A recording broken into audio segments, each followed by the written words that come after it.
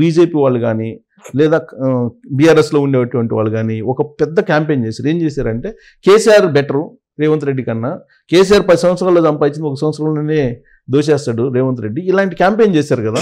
అందుకు అడుగుతున్నాను ఏంటి అసలు రేవంత్ రెడ్డి. ఎవరి వ్యక్తి అయినా ప్రాణాలకు తెగించి కొట్లాడేటప్పుడు ఒక వ్యక్తి తన జీవితంలో అత్యంత విలువైంది ప్రాణం. రేవంత్ రెడ్డి గారు చేసిన ఈ పోరాటంలో కుటుంబాన్ని రోడ్డు మీద పెట్టే పరిస్థితి ఉంటది. తన కుటుంబ సభ్యులు, తన అన్నదమ్ములు, తన పరివారం మొత్తాన్ని స్టేక్ లో పెట్టి పోరాడిండు. రేవంత్ రెడ్డి గారు కేసీఆర్ తో కొట్లాడిన కొట్లాటలో అన్ని రకాల ప్రయత్నాలు చేసిండు, ఒక చంపడం తప్ప. అంటే రేవంత్ రెడ్డి గారు మెంటల్ గా చావడానికి సిద్ధమైతే తప్ప అంత పోరాటం చేయలేడు. ఎందుకంటే మేము కూడా ఎంతో కొంత పోరాటం చేసే వాళ్ళం కాబట్టి మా మెంటల్ స్టేటస్ తెలుసు. ఇక పోతే ప్రాణం పోయినా సరే వీటి సంగతి తేల్చాలనే ఒక పట్టుదల ఉన్నప్పుడు ఈ ఆస్తులు అంతస్తులు ఇది కాదు.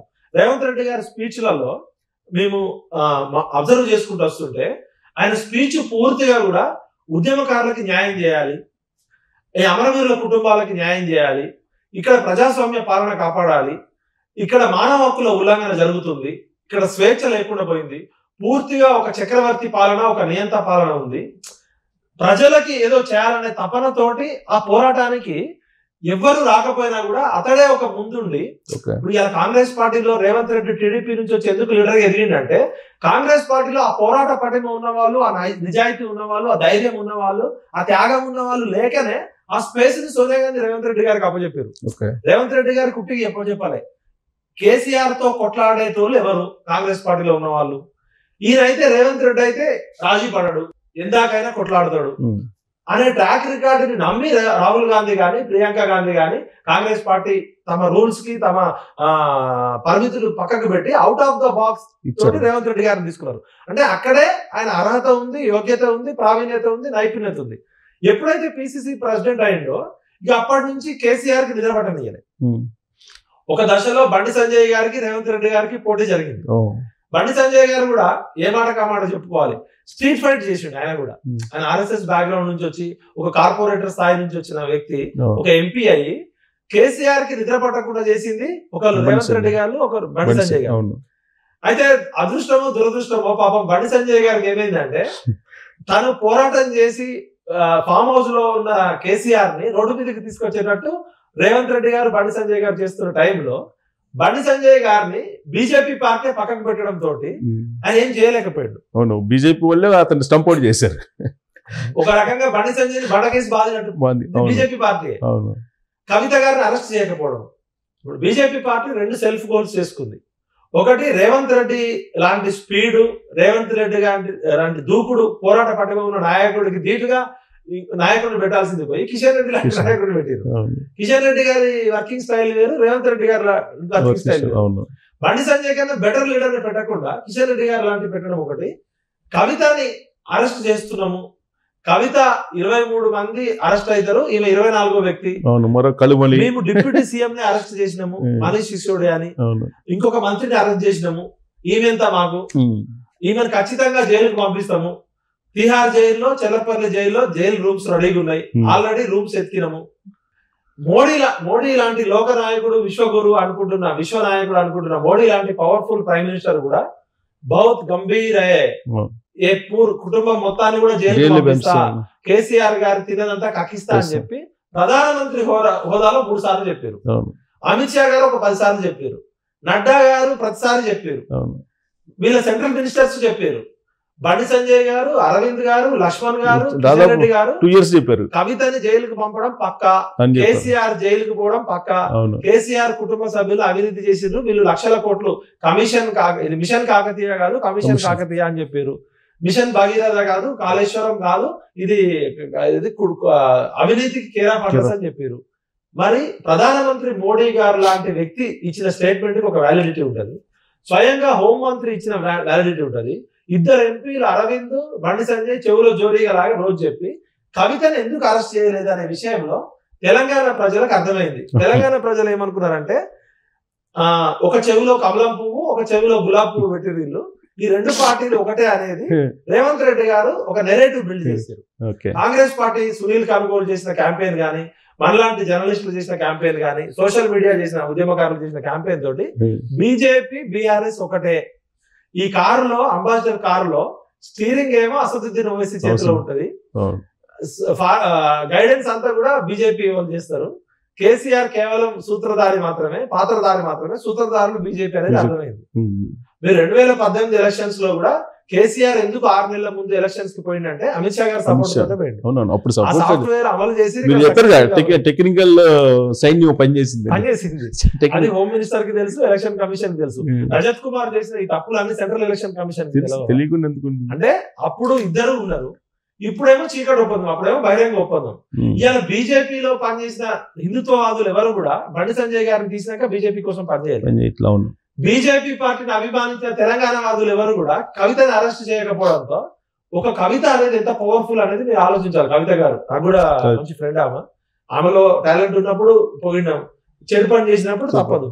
ఇలా కవితమ్మ అంటే ఒక బొడ్డెమ్మ, ఒక తెలంగాణ బతుకమ్మ, తెలంగాణ సంస్కృతి సాంప్రదాయాలకు ఒక బ్రాండ్ అంబాసిడర్ గా చూసి బతుకమ్మని ప్రపంచవ్యాప్తంగా చేసిన సెల్యూట్ మేము. కానీ ఈ చీప్ లిక్కర్ దందా చేసి కవితమ్మ కాస్త లిక్కర్ రాణి అనే బిరుదు తెచ్చుకొని, సారా రాణి అనే బిరుదు తెచ్చుకోవడంతో మొత్తం తెలంగాణ సమాజం అంతా అరే కవిత ఇలాంటి పని చేసింది అని బాధపడ్డది.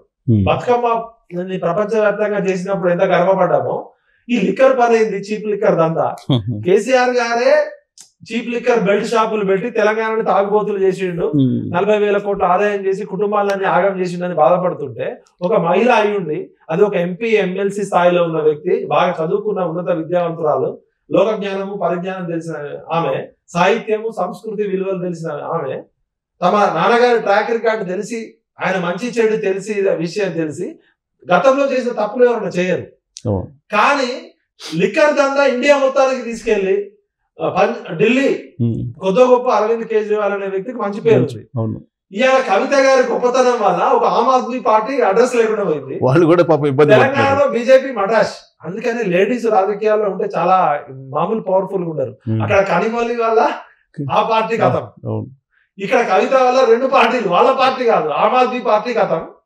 గోవాలో కానీ, పంజాబ్ లో కానీ, ఢిల్లీలో ఈ లిక్కర్ మాఫియా వల్ల ఇలా ఒక 23 కుటుంబాలు ఇలా జైల్లో ఉన్నాయి, తిహార్ జైల్లో. కొన్ని వేల కంపెనీలు, వందల కంపెనీలు, అంతకుముందు లిక్కర్ కంపెనీలు అన్ని ఇలా మాగుంటి శ్రీనివాసరెడ్డి గారు, ఆయన పాపం లిక్కర్ వ్యాపారం చట్టపరంగా చేస్తున్నారు. వాళ్ళు 50 ఏళ్ళ నుంచి వ్యాపారం చేస్తున్నారు. ఇలా వాళ్ళ కొడుకు, వాళ్ళ ఫ్యామిలీ అంతా బ్లాక్ మార్క్ అయింది. ఈ ఫార్మా కంపెనీ దందా చేసుకునే ఆయన ఎవరు ఉండే, ఫార్మా కంపెనీలో ఉండేటోళ్ళు ఆ ప్రజలకి పనికొచ్చే మందులు అమ్మేటోళ్ళు కాస్త ప్రజల ఆరోగ్యాన్ని ఖరాబ్ చేసే మందుల కంపెనీలోకి ఇన్వాల్వ్ చేసి స్పెషల్ ఫ్లైట్లలో, ఒబరాయి హోటళ్లలో వీళ్ళు పంజాబ్ లో ట్రై చేసారు, గోవాలో ట్రై చేసారు, ఢిల్లీలో ట్రై చేసారు. ఇదే లిక్కర్ డాన్లు ఉన్నారు ఉత్తరప్రదేశ్ లో, చెడ్డా ఫ్యామిలీ అని ఉంటారు.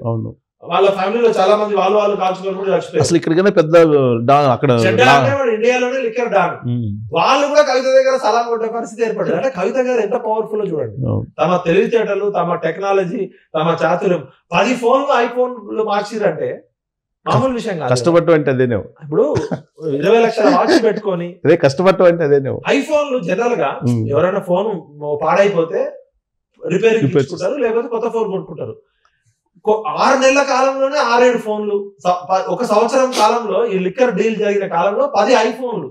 ఒక్కొక్క ఐఫోన్ ₹1,00,000 లేకుండా ఉండదు, 1,00,000 నుంచి 2-3 లక్షలు ఉంటుంది. ఆ ఐఎంఈ నెంబర్లు నేను చెప్పలే, మీరు చెప్పలే, ఈడీ ఐఎంఈ నెంబర్ తో సహా చెప్పింది. ఇప్పుడు కవిత ఐఎంఈ నెంబర్ అనేది ఒక్కొక్క ఫోన్ కు ఒక్కొక్కటే ఉంటది ప్రపంచం మీద, ఇంకో నెంబర్ చెప్పలేదు. మరి ఐఎంఈ నెంబర్ నాకు కావాలని ప్రూవ్ చేయలే కదా కవిత. ఏవో 4 ఫోన్లు పట్టుకొచ్చి చూపించింది. కానీ ఎప్పుడైనా కూడా ఏ తప్పు చేసేటోడైనా ఈ ప్రపంచంలో ఒక క్లూ వదిలిపెడతారంటారు. ఎంత పెద్ద నేరగాడైనా, చార్లెస్ శోభరాజు లాంటోడైనా, దావూద్ ఇబ్రాహిం లాంటోళ్ళైనా, లేకపోతే ఈడీ అమెన్ లాంటోళ్ళు కొన్ని ప్రజలను మోసం తప్పు పని చేసేటోడు ఎక్కడైనా దొరుకుతాడు. ఒకటి ఖచ్చితంగా క్లూ వదిలిపెట్టిపోతారు, పోలీసులు నమ్ముతారు. ఏదైనా జరిగింది బేసిక్. ఎందుకంటే తప్పు పని చేసేటోడికి ఆ టెన్షన్ లో ఆ తొందరగా చేసేటప్పుడు వదిలిపెడతారు. ఈడీకి ఐఎంఈ నెంబర్ దొరికినాయి కాబట్టి కవిత వచ్చింది. ఇప్పుడు వాడేవాడు తిహార్ జైల్లో ఉండి సుకేష్ గుప్తా లెటర్ రాశాడు. మళ్ళా 25 కేజీల నెయ్యి అంటుంది. 25 కేజీల నెయ్యి అదన్నీ అయిపోయింది. ఇప్పుడు ఫైనల్ ఏమిచ్చింది, నాకు చేసిన ద్రోహానికి మీకు శాశ్వత ఇల్లు, మీ గవర్నమెంట్ పడిపోయింది, మీరు ఖచ్చితంగా మళ్ళీ జైలుకి రావాల్సిందని మీరు కూడా అని చెప్పి మళ్ళీ లేటెస్ట్ మొన్న లెటర్ రాసినట్టున్నాడు. ఒక సుకేష్ గుప్తా అనేటోడు హీరోయిన్లని అడ్డం పెట్టుకొని హీరోయిన్లను ట్రాప్ చేసి ఒక మామూలు మధ్యతరగతి కుటుంబం నుంచి వచ్చి వాడు 400 కోట్లు దుబారా ఖర్చు పెట్టినట. వాడి దగ్గర లేని కారు లేదు ఇవాళ చెన్నైలో, బెంగళూరులో. వాడు ఇచ్చిన పార్టీల ఖర్చే కొన్ని 100 కోట్లు విలాసవంతమైన జీవితంతో హీరోయిన్లను ట్రాప్ చేసి కేటీఆర్ కి దగ్గరైండు, కవితకి దగ్గరైండు. వాడు range rover car Telangana Bhavan లో పార్కింగ్ లో పెట్టి 25 కోట్ల క్యాష్ ఇచ్చిందంటే బెంగళూరులో ఉన్నాడు. వాడి వ్యవస్థ ఎంత పెద్దదో ఆలోచించండి. ఒక మామూలు మధ్యతరగతి కుటుంబంలో పుట్టిన సుకేష్ గుప్తా అనేటోడికి బెంగళూరు రోడ్డుకి, చెన్నై రోడ్డుకి ఈమెకేం సంబంధము? వాడు 25 కేజీల ప్రగతి భవన్ కి పంపించడం, ప్రగతి భవన్ లో ఒక రేంజ్ రోవర్ కార్ లో, కొత్త రేంజ్ రోవర్ కార్ లో పార్క్ చేసి రేంజ్ రోవర్ కారు ప్లస్ 25 కోట్ల గిఫ్ట్